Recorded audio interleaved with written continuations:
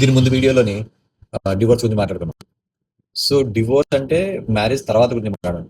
ఇప్పుడు మనం మ్యారేజ్ కి ముందు గురించి మాట్లాడుకుందాం. మ్యారేజ్ కి ముందు ఇంప్రెస్ చేయడానికి try చేస్తుంటారు కదా.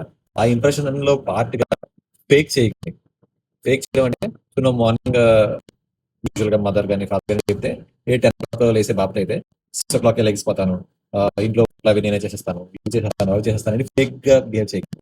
అంటే ఒక fake environment and fake impression create చేయకండి. సెకండ్, నువ్వు మ్యారేజ్ తర్వాత ఎలా ఉండగలవో మ్యారేజ్ ముందు కూడా మాక్సిమం అలాగే ఉండడానికి ట్రై చేస్తే నీకు ఒక కంపాటబుల్ పార్ట్నర్ వస్తారు. ఒకవేళ నువ్వు ఫేక్ చేసావు అనుకో, నీకు ఒక ఫేక్ పార్ట్నర్ వస్తారు. అది నువ్వు మ్యారేజ్ తర్వాత ఎలాగ ఇది రిటైన్ చేయలేవు, ఇది కంటిన్యూ చేయలేవు కదా. అంటే అక్కడ చెప్తావు నువ్వు 5 o'clock లెగిసిపోతాను, 6 o'clock లెగిసిపోతానని. సో 5-6కి లేగవు నువ్వు. లేదా మ్యారేజ్ కి ముందు చాలా గిఫ్ట్స్ ఇస్తావు.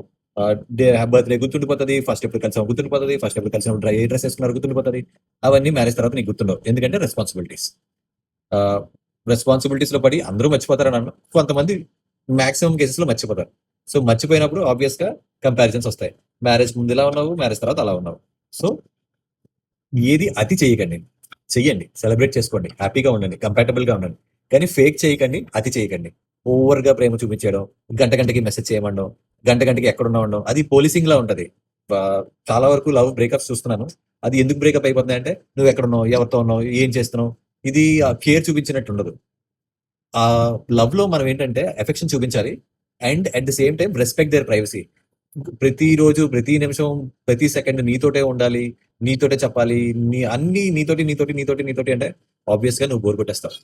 నువ్వేనంతే కదా, నీకు చాలా నచ్చిన బిర్యానీ ప్రతిరోజు ప్రతి పూట నువ్వు తిని అలా 365 రోజులు తినాలంటే తినగలవా?